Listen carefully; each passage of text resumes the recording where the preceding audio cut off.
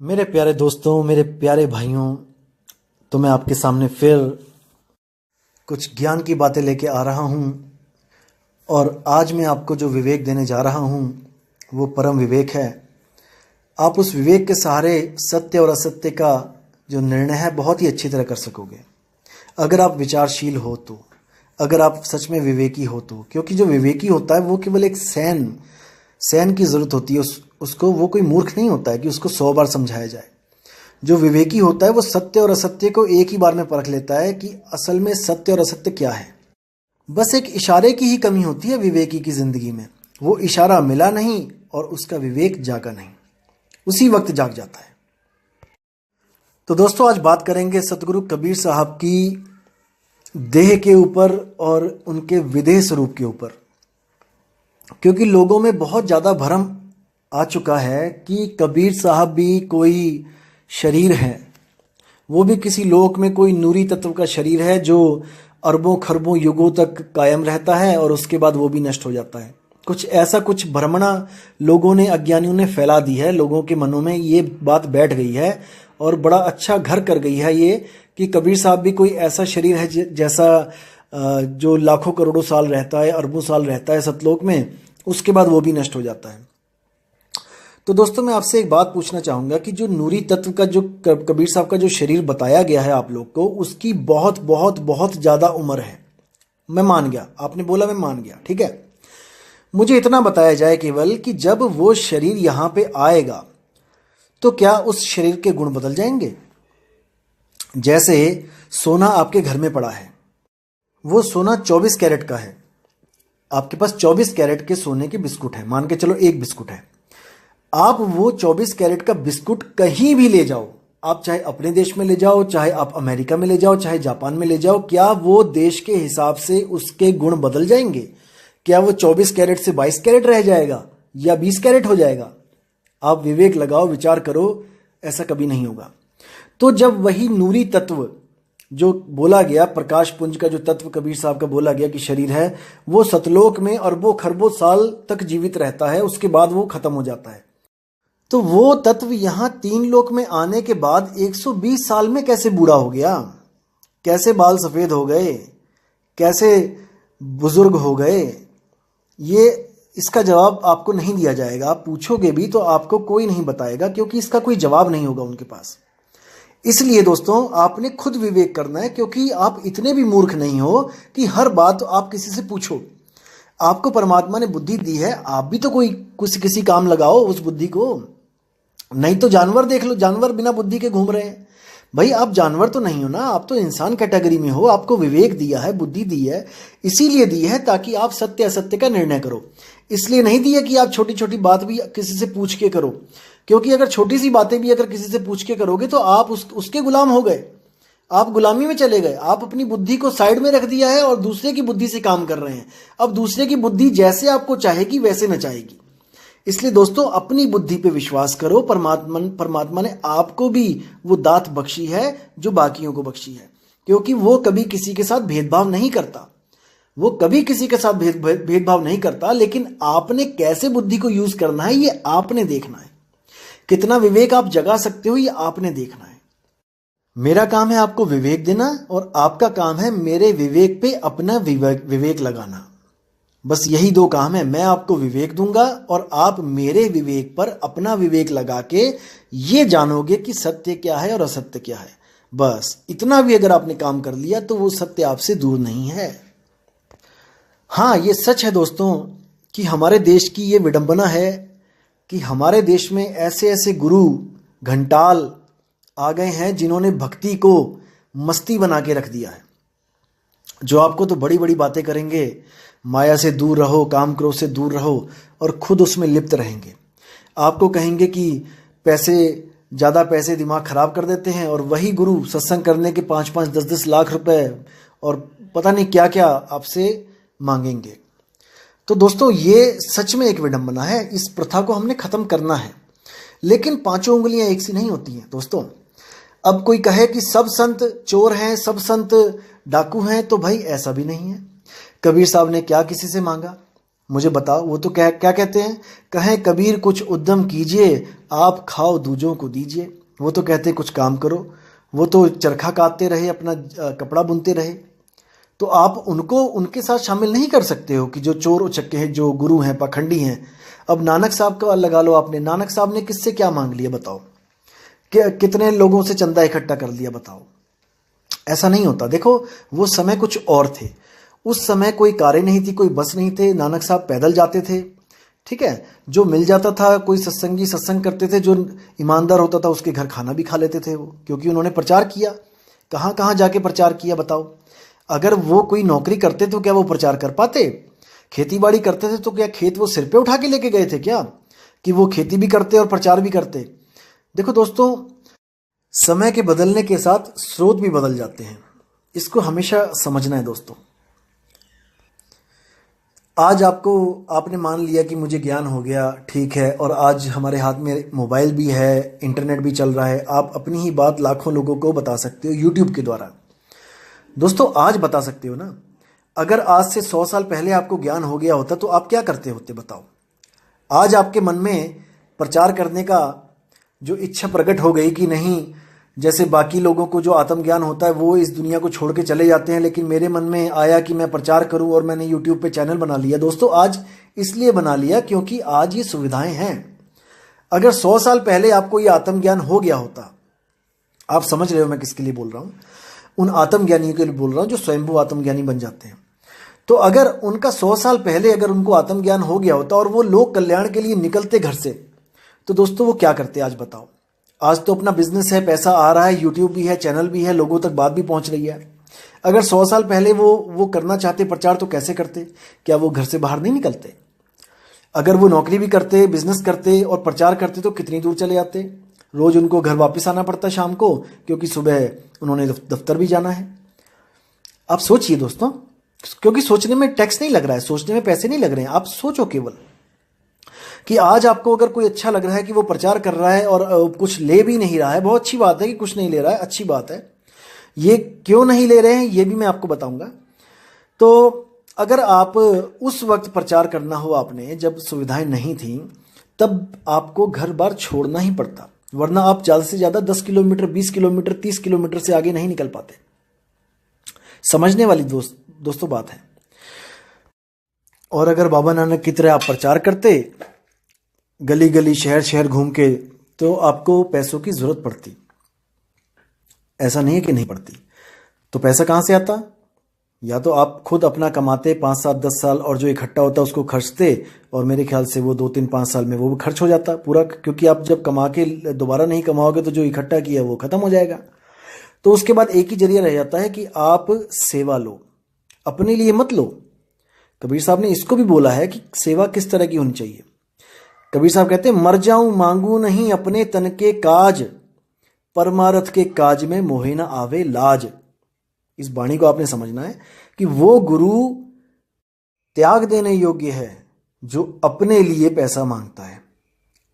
समझ रहे हैं? जो परमार्थ के लिए मांगता है उसके लिए कोई भी हम गलत शब्द नहीं बोल सकते। जैसे आज तो आपको लग रहा है कि आज मेरे पास अच्छा पैसा आ रहा है, मेरे पास सब कुछ है, मुझे कोई ज़रूरत नहीं है, इसलिए आप बड़ी बड़ी बातें कर रहे हो। लेकिन अगर आप सच में प्रचार करना चाहते हो तो जरा इस YouTube चैनल को बंद करके एक बार बाहर निकल के देखो, तब आपको बहुत अच्छी तरह समझ आ जाएगा कि जिन संतों को आप बड़े आराम से पाखंडी और पता नहीं क्या क्या बोल देते हो, कितनी मेहनत करते हैं वो एक एक जीव को सही रास्ते पे लाने के लिए। लेकिन पंखे के नीचे बैठकर, एसी में बैठकर YouTube चैनल के आगे वीडियो बनाना बहुत आसान है।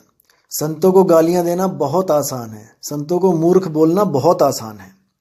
आप देखोगे कि कई YouTube चैनल तो ऐसे ऐसे हैं जिनके जो नाम है वो भी सतगुरु कबीर साहब के दिए हुए नाम यूज कर रहे हैं, जैसे नी अक्षर नाम, निशब्द नाम, अबोल नाम, अकह नाम, और पता नहीं कौन कौन से।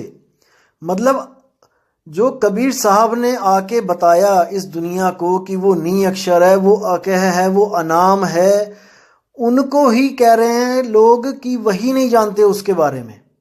जो अक्षर जो नाम कबीर साहब ने आके यहाँ बताए दुनिया को। सारी दुनिया नाम जप रही थी तो उन्होंने कहा वो अनाम है। सारी दुनिया कहने वाले नाम में फंसी हुई थी तो उन्होंने कहा वो अकह है। सारी दुनिया अक्षरों में फंसी हुई थी तो वो कहते वो नी अक्षर है। और उन्हीं का ज्ञान लोग अपने अपने YouTube चैनल बना के बैठ गए हैं और अपनी कोई चीज नहीं है उनके पास। नाम तक कबीर साहब के दिए हुए अक्षरों का बना रखा उन्होंने और ज्ञान ऐसे बताते हैं जैसे उनके जैसा कोई ज्ञानी नहीं है। कबीर साहब को, नानक साहब को गालियां देते हैं, मूर्ख बोलते हैं, अज्ञानी बोलते हैं, हमें फंसा दिया बोलते हैं। अरे भाई, उन्होंने कैसे फंसा दिया? आप क्यों आए सतलोक से यहाँ पे? अगर आप ये मानते हो कि सृष्टि रचना सतलोक वाली ठीक है तो आपकी गलती है कि आप वहां से आए। क्यों आए भाई? वो तो आपको वापस वहां ले जाने के लिए बोल रहे हैं। उन्होंने कब कहा कि यहीं फंसे रहो, 84 में फंसे रहो? उन्होंने तो कभी नहीं कहा आपको कि यहां फंसो। वो तो कह रहे हैं कि जहां से आया तू वहां वापस चला जा। लेकिन आपको ही समझ में नहीं आ रहा तो भाई वो फंसाने वाले कैसे हो गए? कोई इसका जवाब दे मुझे। वो तो यहां तक बता रहे हैं आपको कि भाई तुम गलत रास्ते मत चले जाना। कर नैनो दीदार महल में प्यारा है शब्द को पढ़ो। उसमें उन्होंने साफ लिखा है कि सतलोक में सतपुरुष बन के बैठा है वो, अलख लोक में अलख पुरुष बन के बैठा है, अगम लोक में अगम पुरुष बन के बैठा है, अनामी लोक में अनामी पुरुष बन के बैठा है। अब आप सोचोगे कि शायद वहां पे कोई ब्रह्म अलग अलग बैठा है। दोस्तों, ये बहुत बड़ी भूल है। ब्रह्म अलग अलग नहीं है, ब्रह्म एक ही है। ब्रह्म एक ही है जो सारे ब्रह्मांड का, चाहे वो कोई भी लोक क्यों ना हो, उसका मालिक वही एक ब्रह्म है। और जिनकी बात कबीर साहब कह रहे हैं कि वहां पर करोड़ों सूरज वाला पुरुष बैठा है, आगे कोई अरबों सूरज वाला पुरुष बैठा है, तो दोस्तों वो कोई ब्रह्म बैठा नहीं है वहां पे। वो तो माया ने आपको दिखाया है। वो माया ने आपको दिखाया है। कैसे दिखाया है? वाणी में ही देखिए क्या कहते हैं। आदि माया कीनी चतुराई, झूठी बाजी पिंड दिखाई, अवगति रचना रची अंडमाही, ताका प्रतिबिंब डाला है। साफ क्लियर कर दिया कबीर साहब ने कि ब्रह्म आपको लग रहा है जैसे अलग अलग पुरुष, ब्रह्म पुरुष वहां पे बैठे हैं, कि आप जा रहे हो आगे से आगे करोड़, आगे से आगे अरबों सूरज, आगे आगे खरबों सूरज चमक रहे हैं एक एक रोम में। वो कह रहे हैं कि आपको तो दिखाया जा रहा है किसके द्वारा? माया के द्वारा। वहां पे कोई नहीं बैठा है, वहां पे कुछ भी नहीं है, लेकिन आपको ये माया झूठी बाजी दिखा रही है। साफ बोला उसमें। लेकिन अज्ञानी बंदे इसको नहीं समझ सकते हैं। वो आपको ये घोषित कर देंगे कि हर लोक में एक नया पुरुष बैठा है। बताओ, अरे इतने पुरुष कहां से आ गए? कौन है ये पुरुष? 4-5 पुरुषों के नाम तो आपको कबीर साहब की वाणी से बता देंगे कि अलख पुरुष वहां बैठा है, अकह पुरुष वहां बैठा है, अगम पुरुष वहां बैठा है, और सतपुरुष वहां बैठा है, अनामी पुरुष वहां बैठा है। और आपको कहेंगे कि अनंतों पुरुष हैं। अरे तुम नाम तो बताओ, 100 नाम बता दो पुरुषों के। जब 4-5 तुमने बता दिए कहानी में पढ़ के, कबीर साहब की ग्रंथों में पढ़ के, तो तुम बाकियों के पुरुषों के नाम तो बताओ। अगर तुम इतने बड़े अंतर्ज्ञानी हो गए कि तुम्हें अनंत लोग दिखाई दे रहे हैं, तो तुम पुरुषों के नाम तो बता दो, 10 के ही बता दो। भाई ये सब अज्ञान है, ये सब भोले जीवों को फंसाने के लिए ये कला खेली जा रही है। लेकिन भोले जीवों, आप इतने भी भोले नहीं हो कि कोई भी आपको मूर्ख बना के चला जाए। अपनी बुद्धि को हमेशा खोल के रखो, हमेशा सत्य और असत्य को परख करो। हर वाणी का मतलब आपको समझाया जाएगा, एक एक पहलू को खोल के बताया जाएगा। आप बिल्कुल चिंता ना करें, बस आप अपना विवेक जगाए रखें ताकि आप लुटे ना। मैं नहीं चाहता कि एक भी जीव यहां से लुट के जाए। मैं कभी नहीं चाहता। आप ही लोग का भाई हूं दोस्तों, एक पैसा भी नहीं लेता मैंने खुद 8 साल प्रचार किया है और आज तक मैंने किसी से अपने लिए एक पैसा नहीं मांगा है, क्योंकि सत्य ज्ञान की कोई कीमत नहीं होती दोस्तों, बिल्कुल फ्री होता है वो। लेकिन उसकी कीमत होती है भाव की। ये भाव बहुत जरूरी होता है दोस्तों, क्योंकि बिना भाव के आप समझ लो कि आप किसी को लूट रहे हो, आप किसी को धोखा दे रहे हो। याद रखना दोस्तों, जब तक आपका अंतर मन और आपका बाहरी मन जब तक एक नहीं हो गया, जो आप बाहरी मन मतलब जो आपका व्यवहार दिख रहा है, जो आप दिखाना चाह रहे हो, और आपका वही सेम व्यवहार अगर आपके अंतर मन में नहीं है, तो आप कपट कर रहे हो दोस्तों। इसी को कपटी बोला जाता है। ऐसे ही लोगों को नाम देने के लिए धर्मदास को कबीर साहब ने रोका। उन्होंने बोला, धर्मदास तुझे लाख दुहाई, सार शब्द बाहर ना जाई, गुरमुख को तुम देव बताई और कपटी से तुम राख छुपाई। क्योंकि ऐसे कपटियों को उस ज्ञान का मोल तो पता नहीं लगता, लेकिन वो क्या करते हैं, वो कोई अलग पंथ चला के, अलग आश्रम बनाकर और वहाँ पर दुनिया को लूटना शुरू करते हैं, बाणी वही बोलना शुरू कर देते हैं, भेद भी अगर मिल जाता है उनके पास उसका भी मिसयूज़ करना शुरू कर देते हैं, लोगों को लूटते हैं।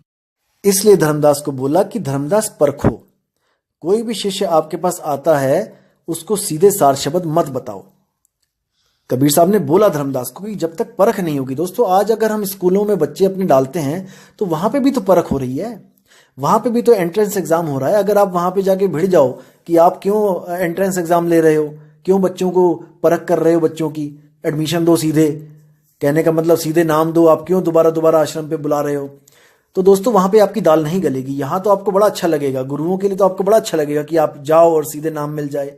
आप अगर स्कूल खोल लो, अपने ऊपर लेके देखो, आपने कोई स्कूल खोल लिया और आपके स्कूल में एक से एक नालायक बच्चे आपके स्कूल में आ जाएं और आप वो सब फेल होंगे तो आपके स्कूल की रेपुटेशन खराब होगी, आप कभी नहीं चाहोगे। इसीलिए आप एंट्रेंस एग्जाम को प्रमोट करोगे, आप उसको सही ठहराओगे, क्योंकि आपके ऊपर बनाई ना। अब दूसरों का जो है वो तो आसान होता है, दूसरों के ऊपर उंगली उठाना, जब अपने ऊपर उठती है तो वो मुश्किल होता है।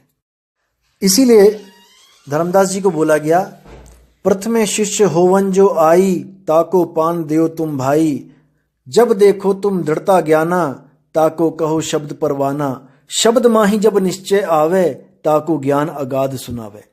3 बार में नामदान देने के लिए बोला गया। इसका मतलब ये नहीं कि वो 3 बार में नाम, यानी कि पहले ओम कलियम दे दिया, फिर ओम सोहम दे दिया, फिर और कुछ दे दिया, ऐसा नहीं है। उसकी परख करने के 3 चरण बोले गए हैं।